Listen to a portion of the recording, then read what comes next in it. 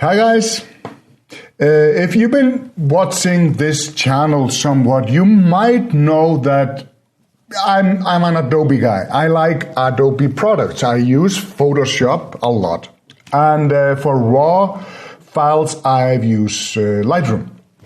Sometimes I actually use Capture One because I find the raw rendering in Capture One, it does just better justice to skin tones, especially. And so if I'm doing something high-end, commercial stuff like that, I will usually use Capture One for that. But other than that, it's Lightroom, Photoshop always. And I've been hearing a lot. I haven't had really the time to try it out, but until now, since everything is, you know how everything is now with the pandemic. So I've been trying other software, and Luminar is Luminar 4 is one of the names that comes up a lot when people are talking about alternative editing software, alternatives to Lightroom and Photoshop, claiming that it is even better. This one program is better than Lightroom and Photoshop, or even as good. I find that to be a big claim. So I wanted to check it out. So I downloaded a trial version of Luminar, and I put it through some tests. I only been using Luminar for a few days. It's very easy to use. That's one thing.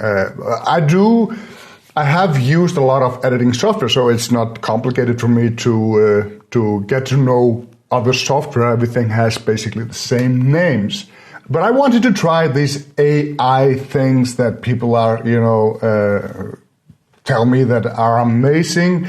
And I'm not just landscape. I'm landscape, I'm portrait, I'm architecture. So I made a few tests, to compare it with if it holds up against those two Adobe giants. So let's see.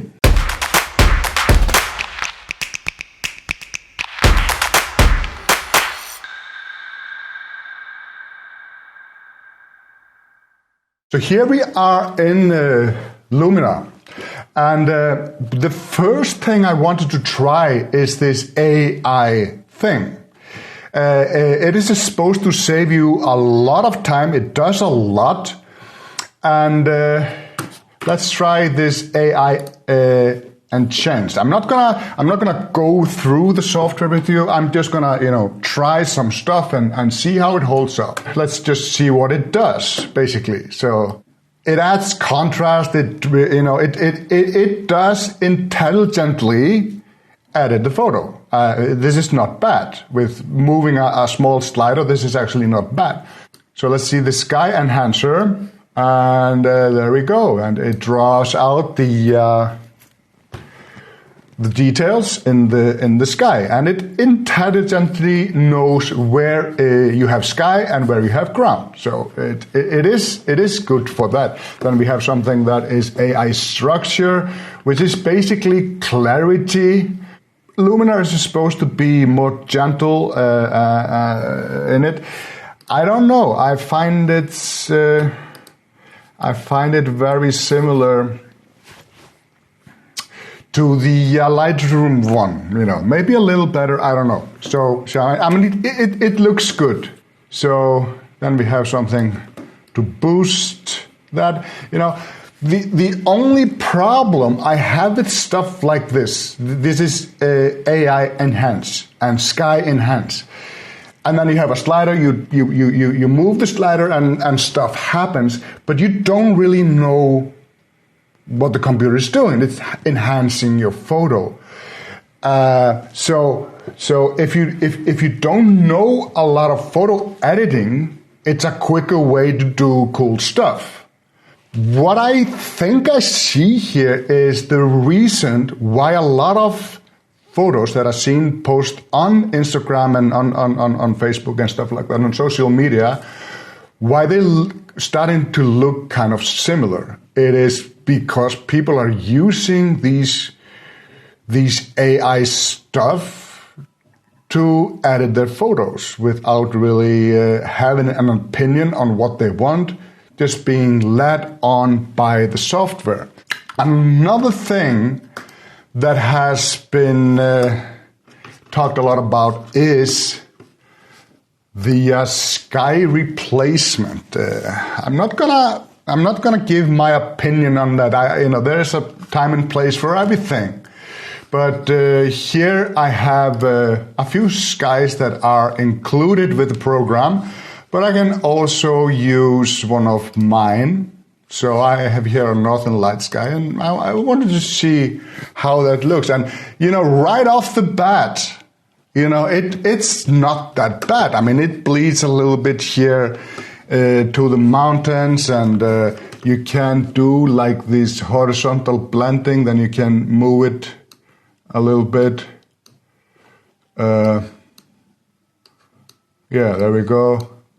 If you need to position it differently, then you can do that. Relight the scene. I don't know. I guess it does some. It adds some green tint to the ground. I don't see it that well, but it is.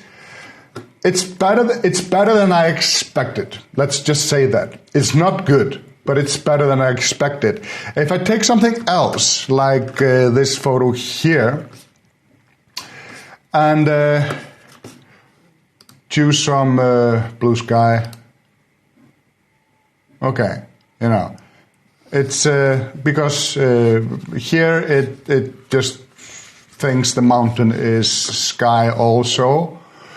So yeah, I don't know. I guess like if I have this photo here, this is pretty simple, and I choose some sunset. There we go. Yeah, this is a simple. It bleeds a little bit. Let's do horizontal blend. Let's move that a little bit. See if we can take a little bit away from mountain. It's not bad. It's not bad. Relighting scene. It actually looks cool. It looks like the sky was planted there, but it actually doesn't look bad. But if you compare stuff like this to what I did in Photoshop, it's a far cry from what Luminar does. Of course, this took me 1 hour or 2 hours or something like that. The other one, I could do better with Luminar, spending more time in it. But I was mainly seeing if you can see the mountains here, and the lights are nicely masked behind the mountains. As for Luminar, not that great. Not that great. Not bad at all, but not great. It has potentials, but for me, it's just not ready yet. So enough of that. So I'm also going to show you here. This is very simple. This works very well in architecture. When you shoot architecture or interior design, your lines need to be straight, but sometimes you need to tilt the lens upward or downwards, and then you will get these skewed lines. I don't think like here. This is now straight. I have no complaints with that tool. It just does what it needs to do. So then I just have the other edits like I need. So very little I need to do with these photos. For architecture, it seems like Luminar is working very well. Okay, let's talk about portraits a little bit. Because that's one thing where people have been raving about Luminar, because they have this AI thing in portrait, and here we can see the skin enhancer. So essentially that's supposed to smoothen the skin, and so AI skin defects removal. When I click that, I don't see anything, but if I change this to maybe 50. Let's put it to 100. Let's see what it does. Probably, you know. It's actually not bad at all. It's a little plasticky, but it does conserve the texture of the skin somewhat. And let's see if I can check this now and to get rid of some of the other stuff here. No, it doesn't happen. Okay, so I would not put it that high because I don't want plasticky look. Maybe something like that. But then again, the skin in general looks okay, but there are problem areas here which I would need to address with the clone tool. And I do find the clone tool in Luminar, well, it's not great. It's not great, and it's, let me see, here I can select a source, I click, and I need to make the brush, you know, just as big as the problem areas, and then something like that. Now I made a mistake, and it's difficult to fix the mistakes. I have to stamp again and try to fix the mistake like that. I could also change the opacity here, but after the fact, when I have changed this, I don't see any way to get back to it unless I get, you know, for example, if I find it too much, I can go to the layer. It makes a clone stamp layer, and I could reduce the opacity, and comparing that with the spot thingy that Lightroom puts on, and then I could just click the spot and then change the attributes for that tool. I find this, not very practical. It doesn't even compare. But let's go back to this, the AI skin enhancer. So now I'm doing something, and nothing much happens, and that's because I'm still on the clone and stamp layer here. I have to go back on the other layer, and then I go back here, and then I see what I did here. And the shine, you can see there's a little shine. I could probably reduce that somewhat. Yeah, there we go. I have to do quite a lot to get it, but it works. So let's see AI portrait enhancer, face light. You know, that's just lights up the face. You know, change the exposure on the face, and that's cool. Red eye, I'm guessing that's a flash thing, the red point that comes into the eyes when you have flash. Sometimes, you know, you would think that it might be the red veins in the eye, but it's definitely not there. If I move that, it's just making the iris black. So yeah, that's just for the flash. Eye whitening, for the whites in the eye, you can do that, and it does a really good job detecting that. Here I can enhance the iris probably, and you can see before and after. Before and after. It's a massive difference with very little work. Then I have slim face, dark circles removal. I'm thinking this around the eyes is it, but I don't actually see a lot of difference here. So I don't know, at least. Okay, so let's see the lips. I only see a part of the lips here, so. It's a little desaturated, so it has like this lip redness. Let's add lip redness. Oh, okay. So it just decides on the lip and where it would be if it was visible, and then it add redness to that. yeah, I don't find this useful at all. Teeth whitening, I don't know. There's no teeth here. And eyebrows, let's check that out. Yeah, it does a really good job changing the eyebrow. And so when I made this photo, I made it black and white. So let's do that. Come to black and white. And then I have similar things I have in Lightroom. And increase the contrast. Make it a little more high key. Something like that. And then I could crop it. Let's make it 1 by 1. Something like that. And okay. So, you know, it is not bad, actually. It's not bad at all. For what I see, it's I would like the skin to be better. You know, I have it here processed, and the skin is considerably better here, even with the minimum amount of work I did put into this.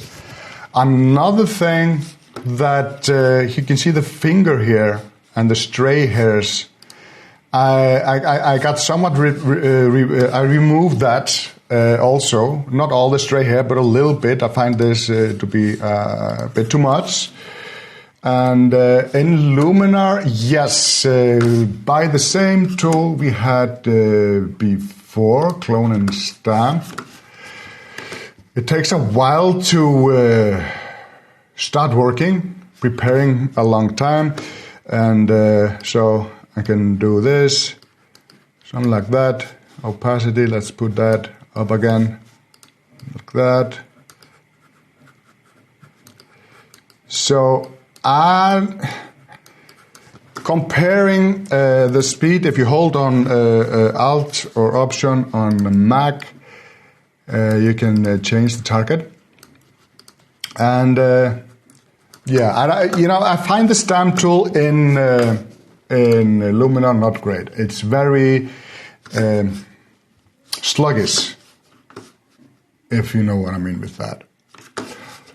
So there we go. I find also the program, changing between now it's image processing. I feel like I'm waiting a lot for the program, and so if I change between photos here, it's processing. Everything is dark out here. It takes, now it took 10 seconds or something to be active, and that's why. And the reason for this is that Luminar doesn't make a preview like both Lightroom and the Capture One does. So it has to make a preview every time you click on it, and that's not great, I think. So. But with the portrait, let me show you one thing, because I see all those things I have seen online, they always do with one face. What if I have more than one face? Like here. So let's go to the portrait thing and wait for it to image process. There we go. So. Skin enhancer, let's do that. And here, okay, if I'm at 47%, and I kind of like how the woman, what the woman gets from it. But the guy and the kid, I don't know. I can see on the kid's hair, here on the forehead, it starts to smudge. But if I can find a balance between all the three heads, I can do that, and the shine removal. And then let's do that. Face light, eye widening, So let's see, he has pretty dark circle in the eye. Okay, it just lightens up the eye socket. It doesn't take the bags like I thought it would be. You know, it's just, yeah, I didn't know. But how does it slim the faces if I have 3 faces? Yeah, it does that. Although I don't use stuff like that, and certainly not enlarge the eyes. It just looks really weird. Improve eyebrows, like that. So, yeah, I mean, it works with 3, although one size does not fit all, as we can see here. And also, if I have more than a face, here I have a face and some other skin texture, and what I would like to know here, if when I smooth out the skin, does it work on the rest of the body? And to check, let's just put it on full, turn it off. Yeah, it does. But here I'm seeing it takes a lot of the freckles away. Yeah.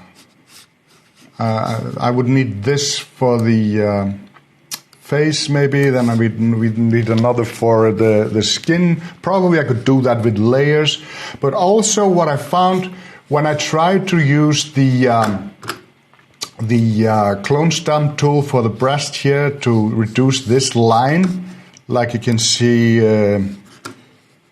here, I reduced the line. I found that very difficult to do. So for portraits, I don't know. I would not use it for professional work, but you know, for family stuff and you know things that it's not that important. It just has to look good on Instagram for Instagram influencers and people like that. I think Luminar is a great choice. The learning curve isn't as steep. To do this face skin enhancement in Photoshop, it's a steep learning curve. It's, you know, it's nothing you open up, you don't move a few sliders and you're done. It's just not like that. You need to know what you're doing and you need to know what you want. And also, let's take it to a little bit of the extreme. If I have this, and I did this in Photoshop, and I look at before and after, before and after. To do this in Luminar, I wouldn't know where to start. I don't think it's even possible. So in conclusion, the claim that Luminar is as good or even better than Photoshop and Lightroom, no, you know, not even close. But it does not necessarily mean I'm saying it's a bad software. It's not. It's a great software. You can do a lot with very little knowledge on editing, and I can compare it with, I sometimes say, when people are buying cameras. They want the best camera available if they have the money for it, and I'm like, you don't need that camera. These are professional cameras. That means they're used a lot in extreme conditions. And if you are a hobby shooter, shoot on weekends or a few times a month, you don't need a professional camera. It's nice to have one, but you don't need it. It's the same with the software. You don't need Photoshop for most things. Photoshop is a huge program. It's difficult to learn. It's a steep learning curve. And Photoshop does a lot of things. It's a massive, massive program. Luminar is not. Luminar is much smaller. It's easier to work with. It's not that of a steep learning curve. You know, you just open a photo and you can start doing amazing stuff immediately. So for hobby people, even if I know that some professional photographers use Luminar, I need to be able to solve every problem that comes on my desk. And Photoshop allows me to do that. I don't think Luminar does, not yet, at least. But that's not to take anything from Luminar. There is a discount code in the description for Luminar. If you're interested to buy it, I do recommend it. Like I said, it's a great program. I don't have a discount code for Photoshop. I don't even think they do that kind of stuff. It's a subscription-based program. And also, people tend to talk about pricing in this matter also.